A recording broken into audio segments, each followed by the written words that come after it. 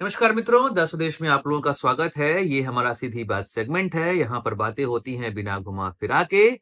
और जो कल मैंने शॉर्ट्स बनाया था जिसमें मैंने कहा था कि हम बात करेंगे कांग्रेस की दिल्ली स्ट्रेटजी की, आज करेंगे इसी वीडियो में इस विषय पर चर्चा और जानेंगे कि आखिर कांग्रेस क्या देती दिखाई दे रही है। आम आदमी पार्टी को वॉकओवर या स्लॉग ओवर की तैयारी है जहां पर विकेट बचाकर छक्के मारे जाएंगे। चर्चा करेंगे आज के वीडियो में। नमस्कार दोस्तों, मैं हूं सुधांशु। आप देख रहे हैं द स्वदेश।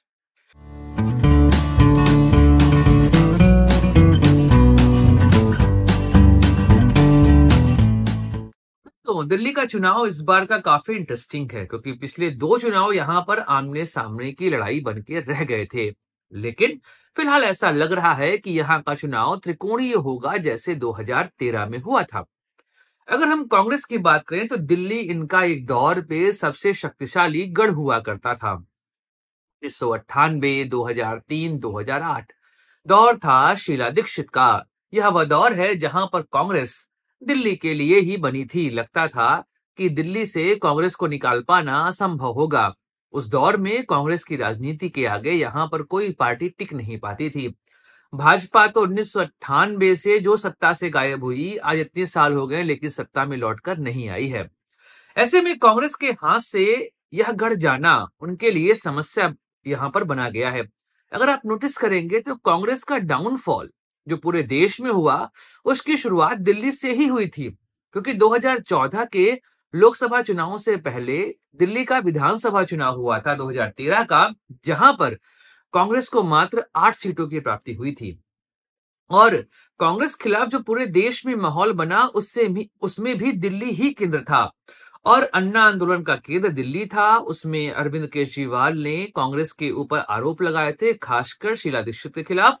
और 2013 में वह इनके खिलाफ ही चुनाव लड़े थे और उस चुनाव में शीला दीक्षित की हार हुई थी।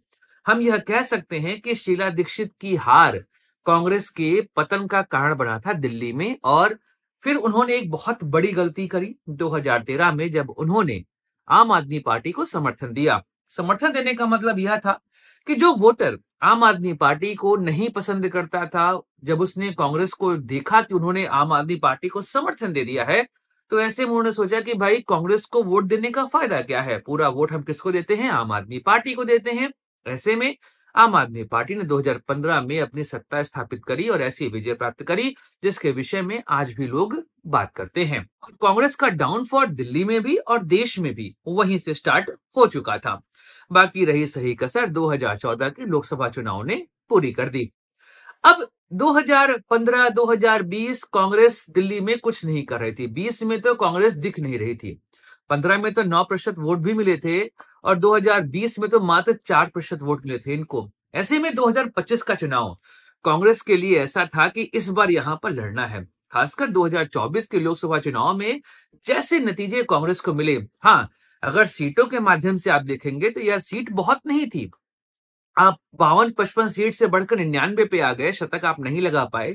लगातार 3 बार आप 100 से कम के आंकड़े पर है। लेकिन जैसी प्रगति कांग्रेस को दिखी और कांग्रेस का नैरेटिव पूरे लोकसभा चुनाव में यहां पर चला, उसके बाद यह समझ में आया कि कांग्रेस अब देश की राजनीति और दिल्ली की राजनीति में फिर से स्वयं को खड़ा कर सकती है। यहां तक कि कांग्रेस के पुरानी वोट बैंक, जिसमें 2 वोट बैंक प्रमुख है, एक दलित और एक मुस्लिम, वह कांग्रेस की ओर वापस आता दिखाई दिया। इस वजह से कांग्रेस में हिम्मत आई कि वह 2025 के दिल्ली चुनाव में शक्ति से लड़ सकती है।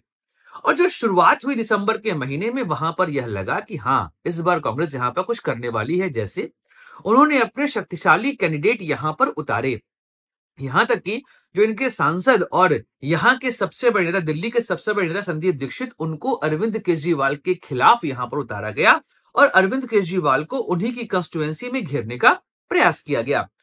और जब यह पूरा प्रोसेस शुरू हुआ तो लगा कि इस बार कांग्रेस यहां पर जोश से लड़ेगी। लेकिन उसी बीच में अंदर खाने से आने लगी खबर कि दिल्ली यूनिट जो कांग्रेस की है, उससे आला कमान नाराज चल रहा है।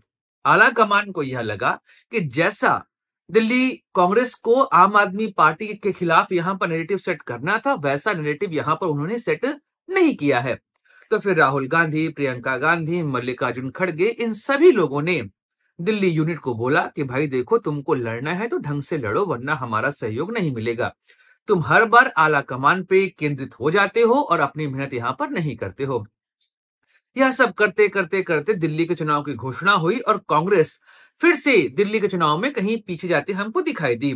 लेकिन उधर अचानक से पता चलता है कि राहुल गांधी की एक रैली होने वाली है सीलमपुर में।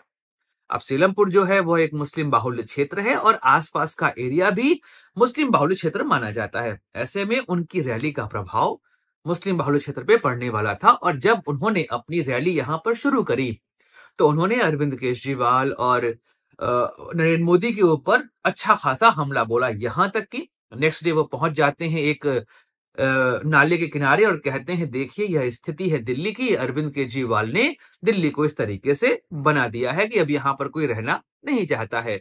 बाकी प्रदूषण की स्थिति पर उन्होंने बहुत बातें यहां पर रखी थी। अब लगा कि कांग्रेस इस बार यहां पर अच्छा चुनाव लड़ने वाली है। राहुल गांधी के आने से कांग्रेस के मनोबल में वृद्धि होगी और कांग्रेस के जो नेता हैं अब वह दिल्ली चुनाव में पार्टिसिपेट करेंगे। लेकिन अचानक से क्या होता है कि जब संदीप दीक्षित के समर्थन में रैली निकलने वाली थी नई दिल्ली विधानसभा क्षेत्र से, एक खबर आती है कि राहुल गांधी अब इस रैली में शामिल नहीं होंगे क्योंकि उनकी तबीयत यहां पर नासाज चल रही है।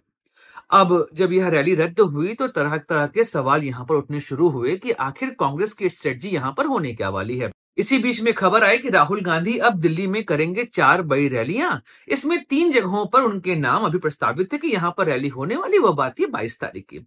इसमें इंद्रलोक था, मुस्तफाबाद था, मादीपुर था, लेकिन इन सभी रैलियों को रद्द कर दिया गया।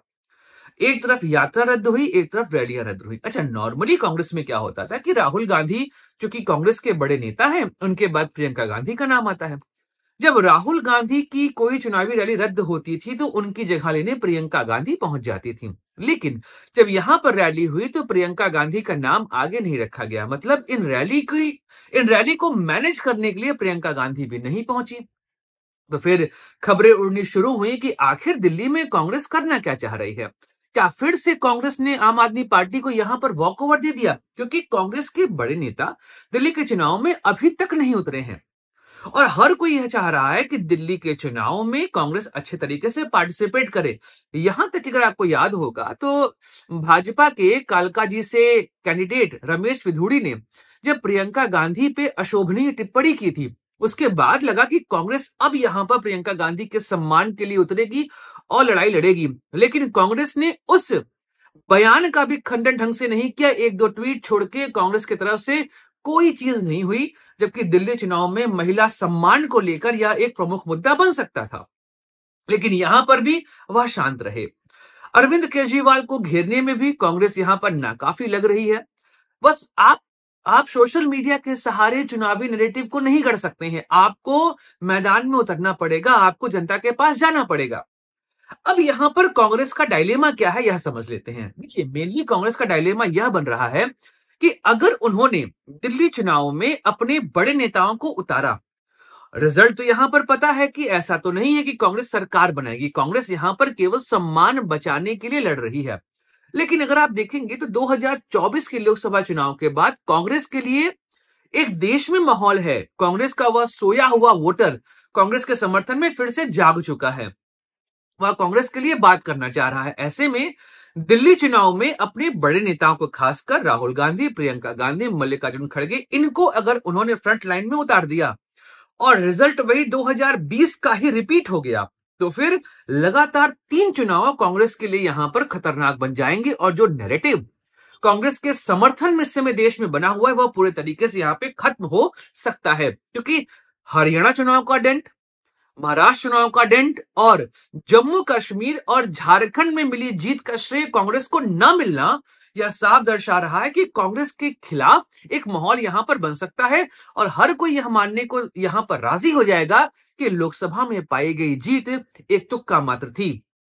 तो कांग्रेस के मन में यह भी संदेह है कि जो माहौल राहुल गांधी को लेकर बना हुआ है पूरे देश में, कई सारे ऐसे लोग जो चाह रहे हैं कि राहुल गांधी आने वाले समय में देश में अपनी सरकार बनाए, ऐसे लोगों के अंदर यह नकारात्मक संदेश जाएगा दिल्ली हार के साथ कि भाई इनके नेताओं के पास वह शक्ति नहीं है कि वह चुनाव जीत सकते हैं। क्योंकि जो पिछले चुनाव कुछ हुए लोकसभा चुनाव के बाद, वहां पर कांग्रेस ने बहुत अच्छा प्रदर्शन नहीं किया है। यहां तक कि उनके गठबंधन के साथी भी कांग्रेस को चुनावी जीत में सहयोगी मानने से नकार रहे हैं। चाहे हम बात करें जम्मू एंड कश्मीर की, जहां पर उमर अब्दुल्ला कांग्रेस को अभी तक सरकार में शामिल नहीं किए हैं, और यही चीज आपको झारखंड में दिखाई दे रही है, क्योंकि वहां पर भी हेमंत सोरेन ने, जो कि कांग्रेस को दिया है अपने मंत्रिमंडल में जगह, लेकिन वैसा कोई सामंजस्य वहां पर दिखाई नहीं दे रहा है।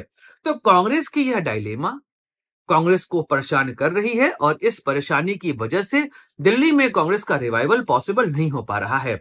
संदीप दीक्षित इस चुनाव में अब अकेले पड़ते हमको दिखाई दे रहे हैं, और अलका लांबा, जो कि एक दौर में आतिशी मार्लेना के खिलाफ बहुत अच्छी कैंडिडेट दिखाई दे रही थी, चुनावी राजनीति में फिलहाल उनका कोई भी स्टेटमेंट हमको दिखाई नहीं दे रहा है। यहां तक कि अगर वह चाहती तो प्रियंका गांधी के ऊपर दिए गए टिप्पणी के आधार पर अपने लिए एक अच्छा माहौल यहां पर बना सकती थी, और आतिशी मार्लेना को उनकी सीट पर घेर सकती थी, लेकिन ऐसा होता हमको यहां पर दिखाई नहीं दिया है।